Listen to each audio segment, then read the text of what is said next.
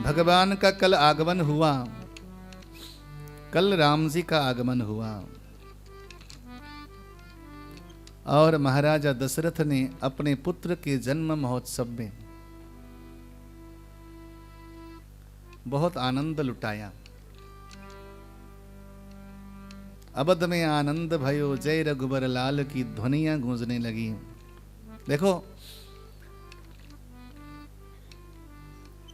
कल प्रसंग में आया था कि महाराजा दशरथ ने भगवान से मांगा था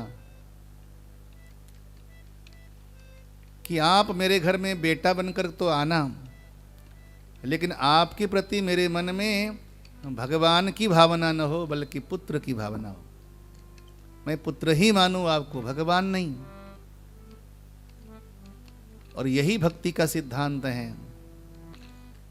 भगवान को यदि आप अपना बना सको तो भगवान आपका अपना है, नहीं तो भगवान पंचायती बना रह जाएगा। और परमात्मा को सामाजिक नहीं बनाना है, अपना बनाना है, तभी तो उससे अपनापन जुड़ेगा। उसके साथ अपनापन जोड़ोगे ही नहीं तो वो भी आपको अपना क्यों मानेगा।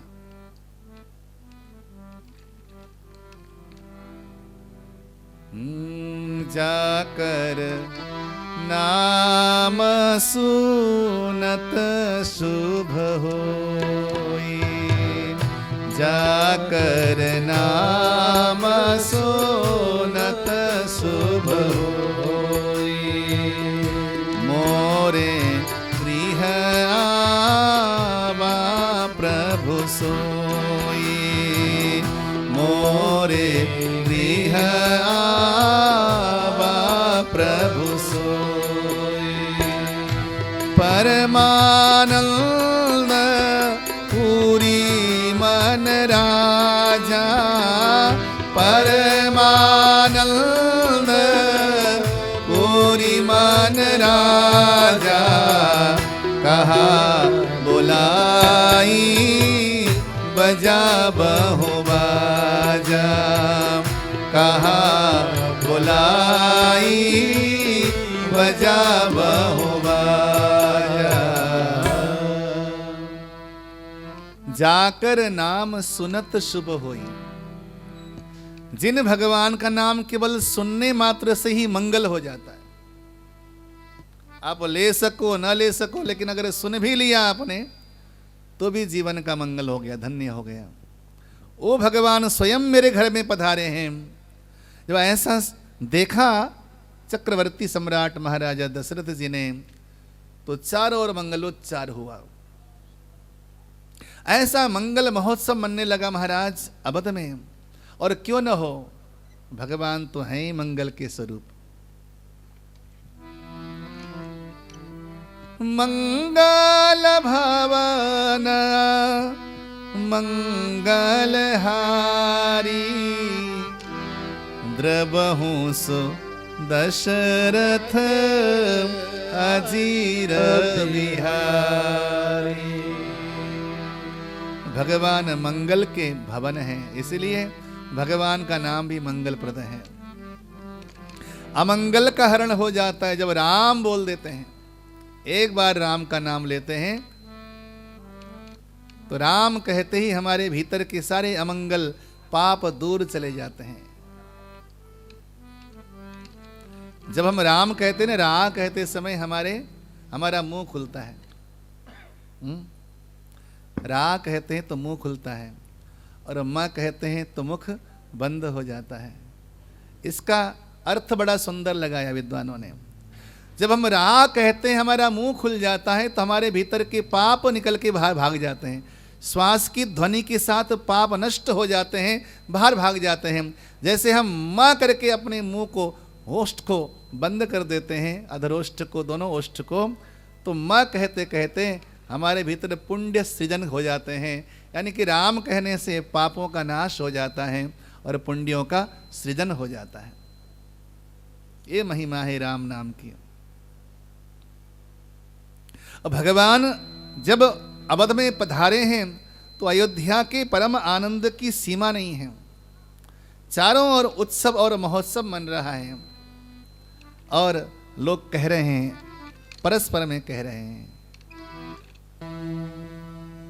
हमारी माँ लक्ष्मी देवी के यहाँ कल राघव का आगमन हुआ और मुझे ऐसा लगता है कि आपके घर में तो राघव जी का आगमन हुआ ही है, लेकिन मैं कल से चिंतन कर रहा हूँ कि आपके हृदय में भी राघव जी का आगमन हुआ, आपके दिल में राम जी का आगमन हुआ। मैं तो व्यास गद्दी से यही मांगूंगा कि आपके जीवन का प्रत्येक श्वास श्वास राममय बीते, राम को छोड़कर दुनिया की कोई चीज आपके हृदय में, आपके मन में ना आवे। संसार में गुण दोष बने रहेंगे माँ, कोई भी संसार का व्यक्ति हम जैसा चाहते हैं वैसा बन नहीं सकता। संसार में हर जगह दोष है, हर जगह गुण है, लेकिन अन्यस्य दोष गुण चिंतनमाश मुक्त्वा सेवा कथा रसमहो नितराम पिबस्व। दुनिया के गुण कैसे हैं और दोष कैसे हैं उसको नहीं देखना, मेरे राम जी के गुण कैसे हैं, राम जी के स्वभाव कैसे हैं, उनको ध्यान रखना होगा। यही कथा का सार होगा माँ, ध्यान रखना। हमारी अपेक्षा में दुनिया का कोई इंसान खरा नहीं उतर सकता। न केवल मैं मैया की बात कर रहा हूं, संसार के किसी भी इंसान के भीतर जो अपेक्षाएं हैं कि सामने वाला व्यक्ति हमारे अनुकूल हो जाए, नहीं हो सकता। बोलो जय श्री राम। जय श्री राम। भाव से बोलो जय श्री राम। जय श्री राम।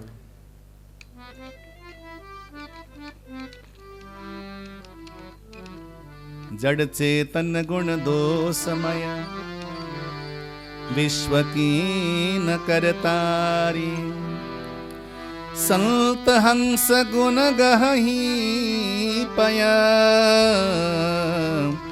परिहरि बारी विकारी। इस संसार को ईश्वर ने गुण और दोष दोनों को मिलाकर बनाया है। संसार में हर जगह दोष हैं, हर जगह गुण हैं। नीम का कड़वा पेड़ होता है ना माँ, नीम के कड़वे पेड़ से भी भंवरा मधुमक्खी शहद उठा के ले आता है, उसमें भी उसे गुण नजर आता है। और दोष देखने वाले अमृत के कुंड से भी जहर उठा के ले आएंगे। इस बात को हमेशा ध्यान रखना कि दुनिया में कोई इंसान हमारे अनुसार 100% परफेक्ट नहीं होगा। सबको वंदन करना, सबके भीतर राम जी का निवास है, सब में राम को देखना और यही देखकर अपना समय गुजारना। समय का कोई भरोसा नहीं। अब तो कोई टेंशन की बात ही नहीं, क्योंकि राम जी आ गए। अवध में चारों ओर उत्साह है, उमंग है, आनंद, असीम आनंद है अवध में। मास दिवस कर दिवस भा, मर मन जाना कोई, रथ समेत रवि था क्यों, निशा कवन विधि होई। एक एक महीने के दिन हो गए महाराज, भगवान सूर्य नारायण आगे बढ़े ही ना। अब सूर्य भगवान आगे बढ़े ना तो चंद्र महाराज कैसे आवे। अब चंद्रमा भगवान का दर्शन करना चाहते हैं, बड़े उदास होकर राम जी से बोला चंद्रमा ने, प्रभु इस सूर्य भगवान को आगे जाने के लिए बोलो ना, एक बार आपकी झलक हम भी ले लें। तो राम जी बोले, खबरदार, वो हमारे परदादा हैं, दादाओं के भी परदादा हैं सूर्य भगवान, क्योंकि राम जी तो सूर्य वंश के जो ठहरे। बोले खबरदार, वो हमारे परदादा हैं, बड़े लोगों से कुछ कहा नहीं जाता, उनके सामने केवल मौन रहना चाहिए। ये मर्यादा देखो, आजकल के पढ़े लिखे जमाने के बच्चे माता पिता की हर एक बात को काटने को तैयार होते हैं कि कौन से शब्द से माँ बाप के शब्दों को काटूं। लेकिन राम जी से सीखो, ये बड़े लोग अगर बोल दें तो उसको चुपचाप सुन लो, बस सही गलत की परीक्षा बाद में करते रहना, बोलो मत, बड़ों के बीच में न बोलो। हमारे परदादा हैं, उन्हें हम कुछ नहीं कह सकते, केवल उनके सामने सर झुका सकते हैं और कुछ नहीं कर सकते। तो चंद्रमा बहुत दुखी हुए क्योंकि राम दर्शन की चाह थी। अब राम जी ने उनको लालच देना शुरू किया, ऐसा है चंद्रमा सुन, तो निराश मत हो, अभी मैंने आज तो मैं पैदा ही हुआ हूं, जन्म हुआ है मेरा, भक्तों के दृष्टिकोण से जन्म हुआ है, ज्ञानियों के दृष्टिकोण से भगवान का अवतार हुआ है, बस इतना अंतर है। क्योंकि भक्त भगवान को अपने से अभिन्न मानता ही नहीं। यदि आपने भगवान को अपने से भिन्न मान लिया तो आपका भक्ति योग खंडित हो गया। बिल्कुल अपने समकक्ष हैं भगवान। हम जैसा ही खाते हैं और हम जैसे सोते हैं और हम जैसे लाड़ लड़ाते हैं, ये भक्ति का भाव है और यही आनंद प्रद है। बीच में ज्ञान को मत घुसेड़ो। अरे वो तो सर्वेश्वर है, जगदीश्वर है, वो तो है ही, किसने नकारा है। लेकिन तुम्हारा भक्ति योग खंडित हो जाएगा, तुम्हारा तादात्म्यता खंडित हो जाएगा, तुम्हारा प्रेम वहां पर खंडित हो जाएगा। गोपियां जानती थी कि कृष्ण परमात्मा है, लेकिन फिर भी उससे लाड़ लड़ाती थी। माखन खाने के लिए आवेगा कि नहीं, प्रतीक्षा करके बैठती थी। लेकिन वो ये भी जानती थी कि श्री कृष्ण सर्वेश्वर हैं, अखंड सच्चिदानंद घन है, नारायण है, वो भी जानती थी। लेकिन गालियां भी देती थी, डांट भी लगाती थी गोपियां। ये भक्ति का सिद्धांत है। भगवान होगा अपने घर का, लेकिन हमारा तो बाल गोपाल है। यही भक्ति का सिद्धांत भैया। इसी तरीके से भगवान के करीब हुआ जा सकता है, नहीं तो और कोई तरीका नहीं है।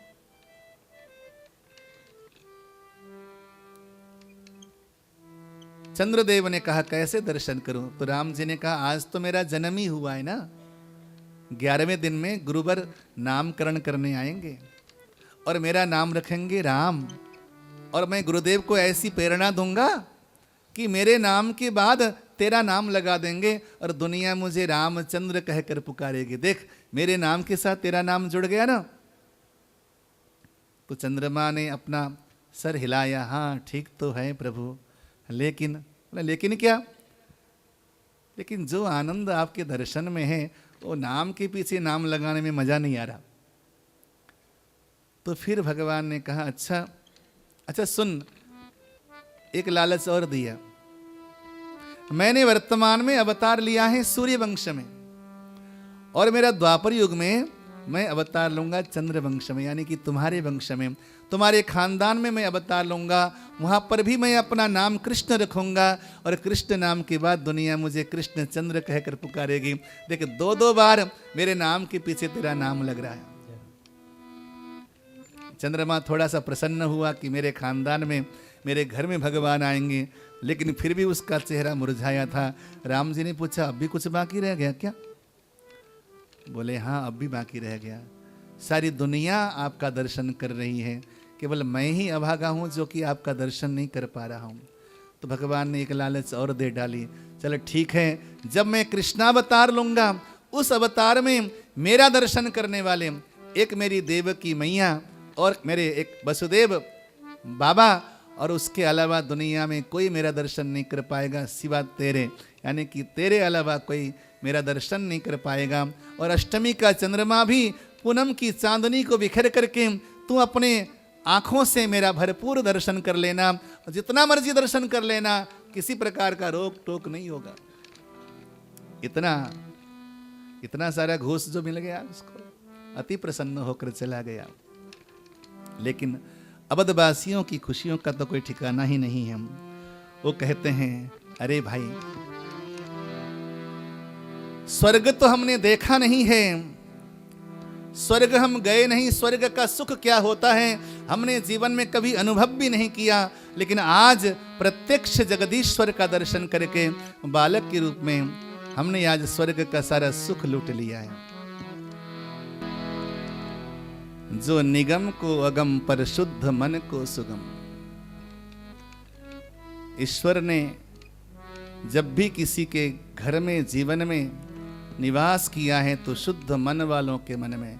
इसलिए दुनिया में जितने साधन हैं ना मैया, केवल मन को शुद्ध करने के हैं, केवल मन को शुद्ध करने के लिए। तीर्थ यात्रा मन को शुद्ध करने के लिए, माला जाप मन को शुद्ध करने के लिए, सत्संग मन को शुद्ध करने के लिए, क्योंकि मन ही तो है जो भगवान का आधार हो सकता है। इसीलिए मन को पावन करना बहुत जरूरी है। और सुनो, समाज में हर चीज के लिए कॉलेज खुल गए, स्कूल खुल गए, लेकिन मन के लिए कुछ नहीं खुला। मेडिटेशन और ध्यान किए जा रहे हैं और लोगों को लगता है कि आंख मूंद के 1 घंटा बैठेंगे मेडिटेशन हो जाएगा, और जितना देर आंख मूंद के बैठोगे उतने समय में जितने दुनिया भर की बातें आती हैं और कभी नहीं आती। लेकिन अगर 4 घंटे कथा में बैठे रहे ना यहाँ पर, मैं गारंटी से कह सकता हूँ, अगर आपने अगल बगल में अपने सहेली सहेला को नहीं देखा, कहीं सहेली सहेला को देखने लग गए तो कैसी साड़ी पहनी है, कैसे गहने पहने हैं, उसी में जाएगा मन। लेकिन लगातार व्यास मंच की ओर दृष्टि डाली और लगातार अपनी कथा सुनी आलस्य से रहित होके, 4 घंटे की गारंटी मैं ले सकता हूँ कि आपका मन यहाँ से बाहर जाने नहीं दूंगा। बोलो जय श्री राम। जय श्री राम। केवल सत्संग में ही वो स्थान है जहां पर मन टिका रहता है। नहीं तो दुनिया में कहीं भी कितने ही पापड़ बेल लो, मन को साधने के यम नियम आसन प्राणायाम प्रत्याहार धारणा ध्यान समाधि सारे योग के 8 अंग साधने पर भी मन नहीं सदता। इसीलिए विद्वानों ने कहा बद्धम तु विषयासक्तम मुक्तम निर्विषयम मनः। जब मन निर्विषय हो जाता है और किसी एक विषय में लग जाता है, उसी का लक्षण है मुक्ति। जब जगह जगह से मन का भटकाव समाप्त हो जाए, किसी एक जगह टिक जाए मन, और ये सारा जो प्रपंच है मन को टिकाने के लिए, कथाएं, सत्संग, तीर्थ यात्रा, महापुरुषों के वचन, गीता पाठ, भागवत पाठ, ये सब कुछ मन को साधने के लिए, और कोई इसका कोई परिणाम नहीं। अगर मन सद गया तो सब सद गया। मन के हारे हार है, मन के जीते जीत, मन ही मिलावे राम को और मन ही करे फजीत। कबीर ये मन लालची, समझे नहीं गवार, भजन करन को आलसी, भोजन को होशियार। 3 टाइम 4 टाइम भोजन चाहिए इस मन को, लेकिन ये मन भगवान के रस में नहीं पगता। आज भगवान का आगमन हुआ है दशरथ के घर में। देखो रामायण में 2 जनों के नाम के आगे 10 लिखा हुआ है। एक का नाम है दशरथ और एक का नाम है दशानन। आनन कहते हैं मुख को, रथ कहते हैं रथ को। ये 10 को या तो आप मुख बना लो या इसको रथ बना लो। रथ क्यों होता है भैया? किसी मंजिल तक जाने के लिए, ठीक है ना। किसी मंजिल तक पहुंचने के लिए रथ होता है, और मुख तो केवल खाने के लिए होता है। तो इंद्रियों को या तो आप मुख बना लो, इंद्रियों को देते जाओ। रावण ने क्या किया? रावण का नाम क्या है? दशानन। उसने 10 इंद्रियों को मुख बनाया। केवल आंखों को भी उसने मुख बनाया, खाने का साधन बनाया। जहां भी सुंदर नारी देखता वहीं पर टूट पड़ता। कानों को अपने जो चमचे अगल बगल में बैठे रहते थे हमेशा जय जयकार लगाते थे। राम जी सागर पार करके पहुंच गए हैं लंका में, लेकिन उनके चमचे उसको आसपास घेर के बैठे हैं। महाराज बड़े बड़े देवता आपके सामने पानी भर गए, तो ये मनुष्यों की क्या बिसात बताओ। परम प्रबल काल उसके घर में जाकर आवाज दे रहा है, लेकिन जो चमचे होते हैं ना, चमचे केवल और केवल बड़ाई करने के लिए, क्योंकि उसने कानों को भी मुख बना लिया अपनी बड़ाई सुनने के लिए। आंखों को मुख बना लिया, कानों को मुख बना लिया, और मुख तो मुख ही है उसका। सारे 10 इंद्रियों को उसने क्या बनाया? मुख बना लिया, अर्थात विषयों को भोगने का साधन बनाया 10 इंद्रियों को। और परिणाम रावण का क्या हुआ? 10 के 10 मस्तक काटे गए। लेकिन महाराजा दशरथ ने क्या किया? 10 को रथ बनाया, 10 को साधन बनाया। किसका साधन बनाया? बोले भगवान तक पहुंचने का साधन।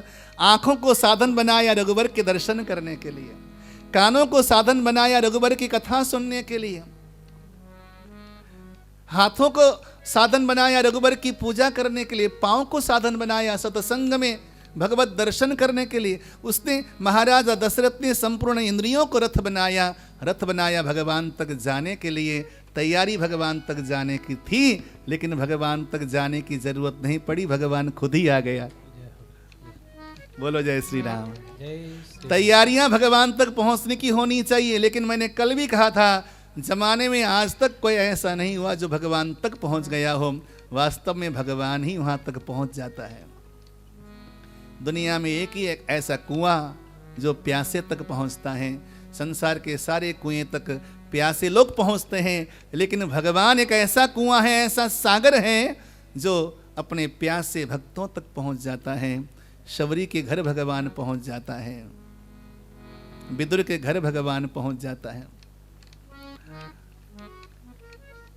आज भगवान का आगमन हुआ और भगवान अकेले नहीं आए, 4 पार्षदों को साथ में लेके आए। भगवान अकेले नहीं जाते, अपने साथ प्रभु के 4 पार्षद हैं। एक स्वयं आह्लादिनी शक्ति मां सीता जानकी जी, परात्पर वासुदेव स्वयं राम जी हैं, प्रद्युम्न स्वयं भरतलाल जी हैं, अनिरुद्ध स्वयं शत्रुघ्न लाल हैं और शंकरषण स्वयं लक्ष्मण लाल हैं। ये जो ब्रह्मा विष्णु महेश की हमने कल कथा सुनाई थी ना, ब्रह्मा विष्णु महेश ये हर सृष्टि में होते हैं। आप यूं समझिए कि हर देश में जैसे राजा राष्ट्रपति होता है, मंत्री राष्ट्रपति होते हैं, उसी प्रकार हर सृष्टि में ब्रह्मा विष्णु महेश होंगे। लेकिन उन ब्रह्मा विष्णु महेश की भी जो परात्पर शक्ति है उसका नाम है पर वासुदेव, परात्पर नारायण, जिसे हम विष्णु कह सकते हैं, जिसे हम शिव कह सकते हैं, जिसे हम ब्रह्म कह सकते हैं। वो परात्पर वासुदेव स्वयं राम जी हैं। अपने 3 पार्षद और आह्लादिनी शक्ति के साथ भगवान पधारे हैं धराधाम में। गुरु वशिष्ठ आए हैं नामकरण संस्कार करने के लिए कि महाराजा दशरथ ने कहा गुरुवर नामकरण संस्कार करें कि क्या नाम रखना होगा। तो गुरुवर वशिष्ठ ने बड़ी सुंदर बात कही है यहाँ पर। जाकर नाम सुनत शुभ होई, जाकर नाम सुनत शुभ होई, जाकर नाम सुनत शुभ होई, जाकर नाम सुनत शुभ होई। मोरे गृहया वा प्रभु सोई, मोरे गृहया वा प्रभु सोई। अनुपम बालक देखी न जाई, अनुपम बालक देखी न जाई। रूप राशि गुण कहीं न सिराई, रूप राशि गुण कहीं न सिराई। जाकर नाम सुनत शुभ होई, जाकर नाम सुनत शुभ होई।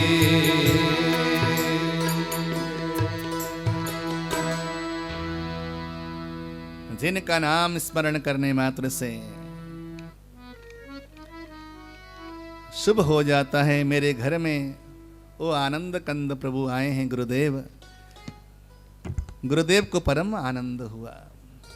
और आपको मालूम है ये जो वशिष्ठ मुनि है ना, कोई सामान्य मुनि नहीं, ये आप्त काम पूर्ण काम ब्रह्मर्षि हैं ये, जिन्हें धराधाम में जन्म नहीं लेना पड़ता। लेकिन इतने बड़े महापुरुष सिद्ध लोग भी धराधाम में अवतार जन्म क्यों लेते हैं पता है?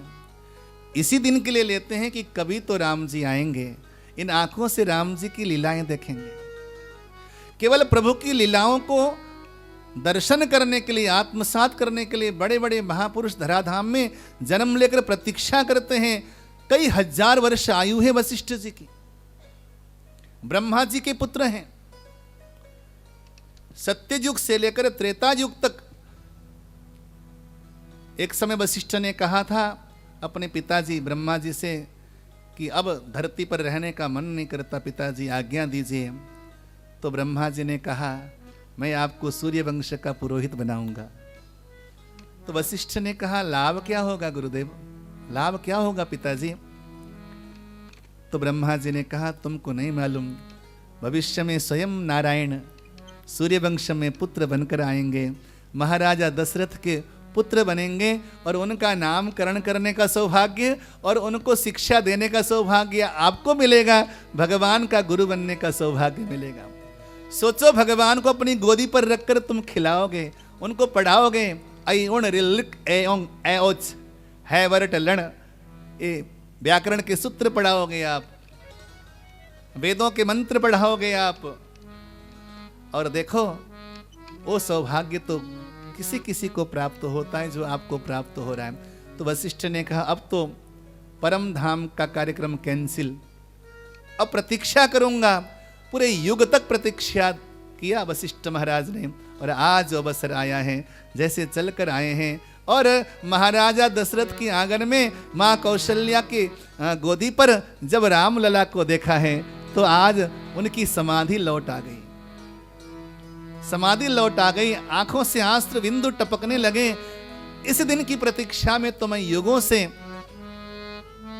रोज दिनों की गणना कर रहा हूं, आज मेरे प्रियतम प्रभु आ गए। इतने बड़े ज्ञानी ऋषि, आप्त काम, पूर्ण काम, मुक्त पुरुष, इतने बड़े ऋषि आज भगवान के दर्शन के लिए आह्लादित हो गए और भगवान के दर्शन किए, नांदी श्राद्ध इत्यादि कराया। जात कर्म संस्कार उस समय होते हैं जन्म के समय में, और आज 11वां दिन है, नामकरण करना चाहते हैं।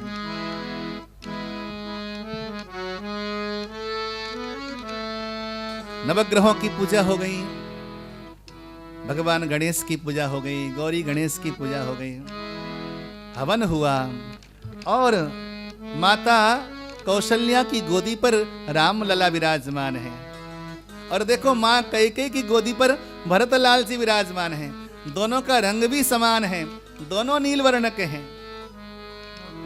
और देखो माँ सुमित्रा की गोदी पर दो दो लाला विराजमान हैं और दोनों के दोनों गौर वर्ण के हैं।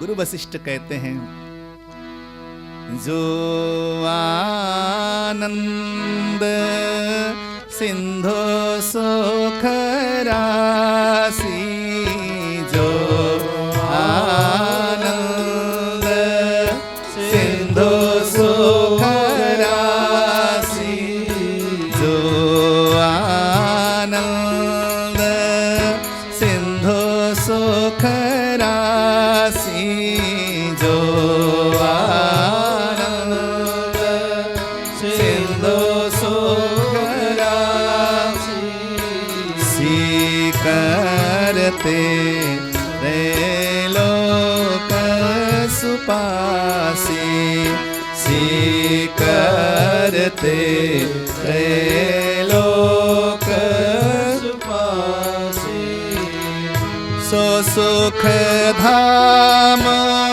राम सनामा, सो सुख धाम राम सनामा, सो सुख धाम राम सनामा, सो सुख धाम राम सनामा, अखिल लोकदायक विश्रामा, अखिल लोकदायक विश्रामा, जो आनंद सिंधु सुख राशि, जो आनंद सिंधु सुख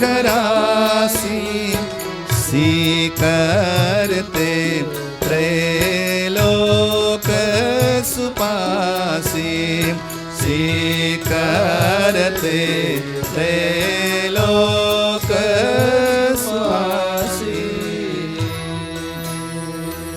जब नामकरण किया राम जी की ओर देखा तो पहला शब्द है जो आनंद सिंधु। राम जी आनंद के सिंधु हैं। एक बार राम जी के मधुर मुस्कान में आप अगर देख लिया ना आपने, मैं गारंटी से कह सकता हूं कितना भी भटकता हुआ आपका मन होगा ना, राम जी का रूप देख करके आपका मन कुछ पल के लिए टिक जाएगा। बोलो जय श्री राम। जय श्री राम। ऐसे आनंद के सिंधु, इतने गंभीर हैं राम जी। उस गंभीर सागर में मानो कि हमारा मन रूपी जो चित्त रूपी चंद्रमा है जाकर टिक जाता है।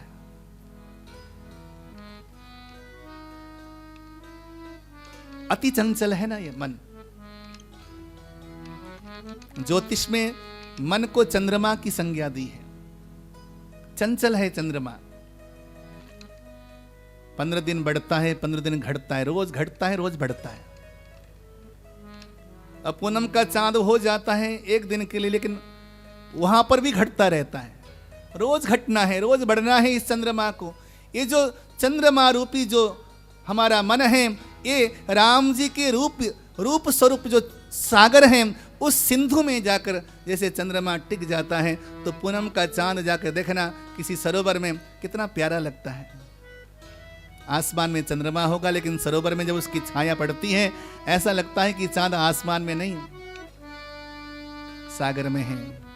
राम जी का जो रूप सिंधु है, वहां पर हमारा जो चंचल मन है वो जाकर टिक जाता है।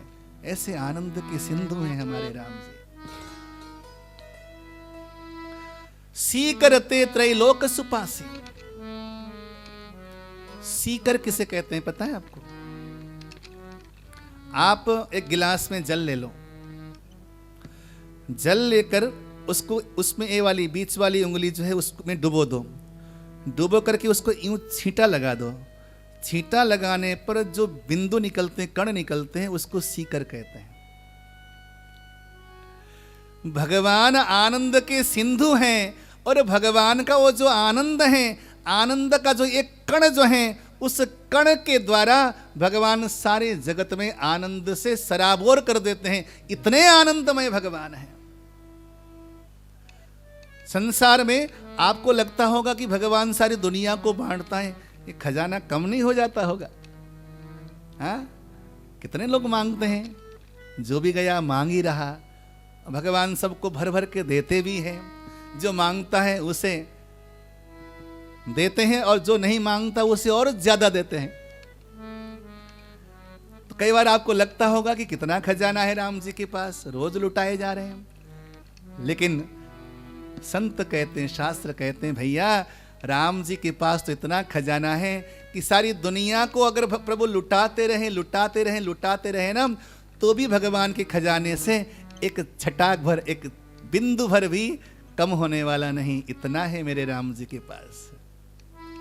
त्रैलोक सुपासी, तीनों लोक को भगवान उस कण मात्र से, कण मात्र कृपा अमृत से, कृपा आनंद से परिपोष कर देते हैं। और सुनो, आपके पास भले खजाना भरा पड़ा हो, लेकिन खाओगे उतना ही जितनी आपकी भूख है। ठीक है ना? और सागर को पड़े रहने दो, हमें क्या, हमें तो छटाक बहुत है, एक कण बहुत है राम जी की कृपा का। वो आनंद के सागर हैं। ऐसे सुखधाम का नाम आज मैं राम रखता हूं।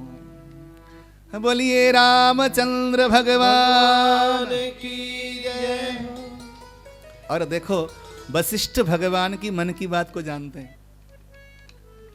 वशिष्ठ भगवान की मन की बात को जानते हैं, क्योंकि भगवान ने चंद्रमा को वचन दे दिया है।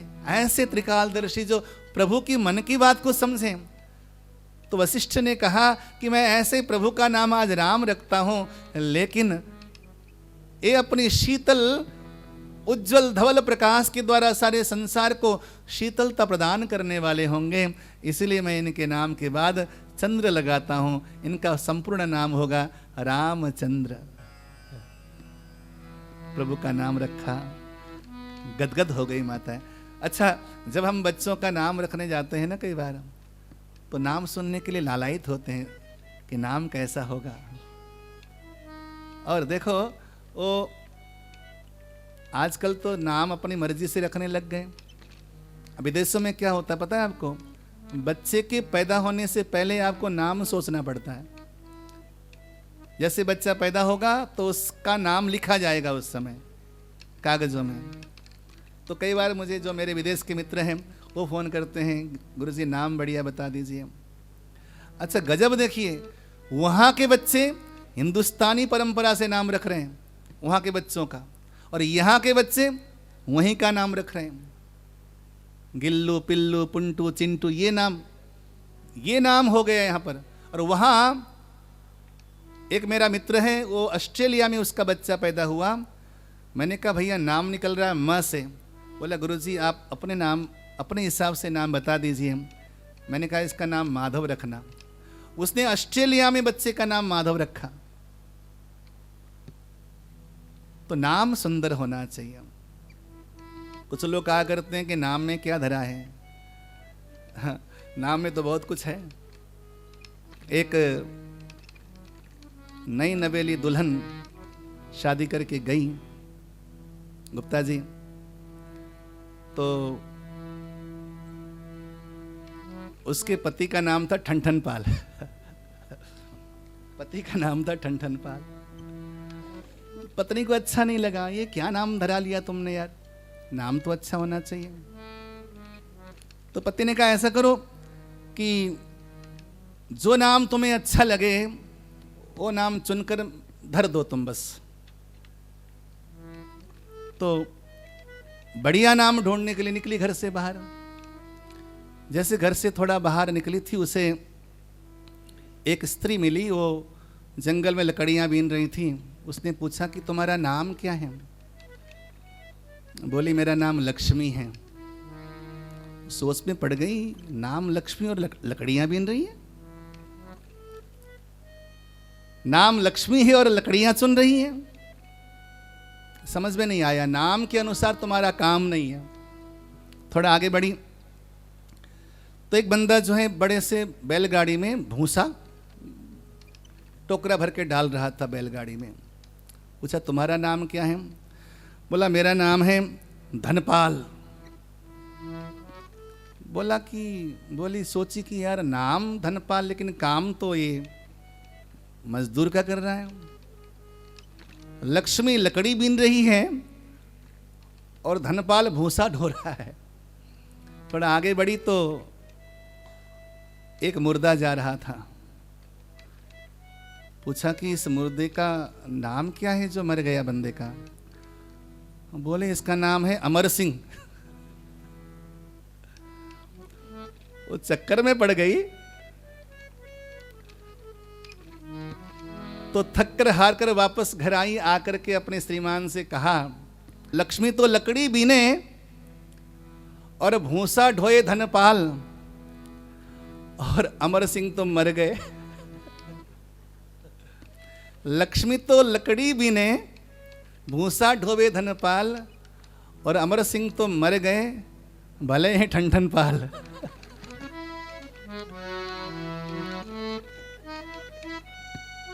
नाम में क्या रखा है, ऐसा लोग कहते हैं कि नाम में कोई खास कोई भी नाम रख दो। लेकिन एक बात आपसे कहूं, ये तो खैर एक परिहास की बात हो गई। जिस समय भीमसेन का नाम भीम रखा ना, उससे पहले भीमसेन में इतना बल नहीं था। जब आचार्य जी ने, कृपाचार्य ने भीमसेन का नाम भीम रखा, भीम नाम रखते ही भीमसेन के भीतर सारा ओज और शक्ति समाहित हो गई, और मां कुंती के हाथ से भीमसेन गिर पड़े, और गिरते ही एक चट्टान पे गिरे थे, चट्टान चकनाचूर हो गया। नाम में परमात्मा की शक्ति आवेशित होती है। समझ में आ रही है? इसलिए जब भी आप नाम रखें, नाम रखते ही भगवान की सत्ता उसके अंदर आ जाती है। जैसा नाम रखते हैं उसके अनुसार उसके धीरे धीरे गुणों का समावेश हो जाता है। आप ऐसा न कहें कि नाम में क्या रखा है। हमेशा नाम अच्छा रखें, कल्याणप्रद रखें। हो सके तो भगवद नाम का संलग्न हो, उसके बच्चे के नाम में भगवान का नाम सम्मिलित हो, तो घर में अगर 10 बार भी उसको बुलाएंगे तो जाने अनजाने में भगवान का नाम अपने आप आपके मुंह से उच्चारित हो जाएगा। राम जी का नाम रखा गया। दूसरे नंबर पे नाम रखना था कैकेयी नंदन का। सामने बैठे थे अति सुंदर, बहुत शांत, और गुरुवर ने कहा कि विश्व भरन पोषण कर जोई, विश्व भरन पोषण कर जोई, ताकर नाम भरत यस होई, ताकर नाम भरत यस होई, जाके सुमिरन तेरी पुनासा, जाके सुमिरन तेरे पुनासा, नाम शत्रुहन वेद प्रकाशा, नाम शत्रुघ्न वेद प्रकाशा, विश्व भरण पोषण कर जोई। मैंने जो कहा था भगवान के जो 4 व्यूह हैं, जो राम जी हैं परात्पर नारायण हो गए, वो परात्पर वासुदेव हो गए। अब उनके जो 3 अंश हैं, ब्रह्मा विष्णु महेश, परमात्मा के जो 3 अंश हैं वो भी अवतरित हुए हैं। जो इसमें जो विष्णु अंश है उसे सदंश कहते हैं, जो कि सत्व गुण से उत्पन्न होते हैं। परमात्मा के 3 गुण हैं, परमात्मा गुण रहित हैं, लेकिन अपने 3 गुणों के द्वारा जगत की सृजना करते हैं। ये सारा संसार त्रैगुण्य है, इसलिए 3 गुणों से युक्त देवताओं को भगवान ने जगत का संचालन करने के लिए नियुक्त किया है। तो पहला जो सत्व गुण है, वो सत्व गुण है परात्पर नारायण का, वो है विष्णु। बोलो जय श्री राम। स्वयं परात्पर विष्णु ही आज भरत जी बनकर आए, इसलिए भगवान विष्णु का काम क्या है? भरण पोषण। तभी कहा विश्व भरण पोषण कर जोई, ताकर नाम भरत अस होई। स्वयं भगवान विष्णु ही आज भरतलाल जी बन के आए हैं, क्योंकि परमात्मा सत्वगुण से संपन्न है, उनके पास सत्वगुण का संसार है, लेकिन वो गुणातीत भी हैं, और सत्वगुण से सारे संसार की उत्पत्ति होती है। संसार को उत्पन्न करने वाला जो पहला गुण है वो सत्वगुण है। संसार का आश्रय है सत्वगुण, तो सत्वगुण सबसे पहले भेजा भरतलाल जी। स्वयं विष्णु ही भरतलाल जी बनकर आए, उनका नाम भरत रख दिया गया, कैकेयी नंदन का नाम। अब उसके बाद नामकरण करना था यहाँ पर लक्ष्मण लाल का, लेकिन लक्ष्मण लाल का नामकरण नहीं किया।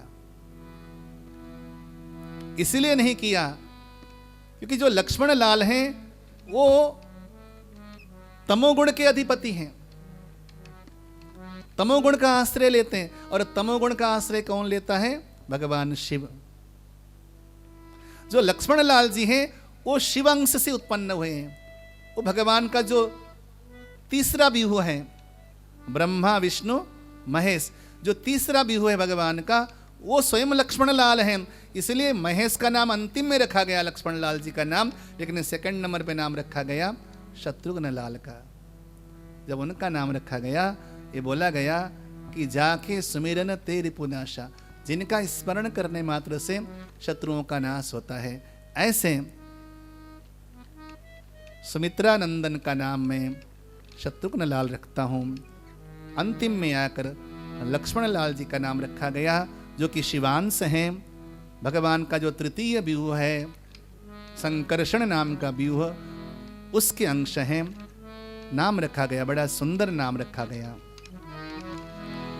लक्षण धाम राम प्रिय, सकल जगत आधार, गुरु वशिष्ठ ते ही राखा, लक्ष्मण नाम उदार।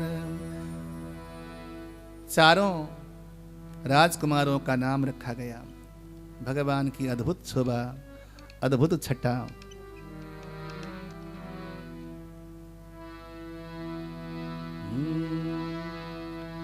लोग राम जी के दर्शन करने के लिए आते हैं, क्योंकि हमारे राम जी अवधी है ना, तो थोड़ा भोजपुरी और अवधी मिक्स भजन उनको बड़ा प्यारा है, तो सोचा आज उसको गा लेता हूं। अवध की नारियां कहती हैं, कृष्ण कथा में तो ब्रज की नारियां बोलती थी, लेकिन राम कथा में तो अवध की नारियां बोलेंगी ना।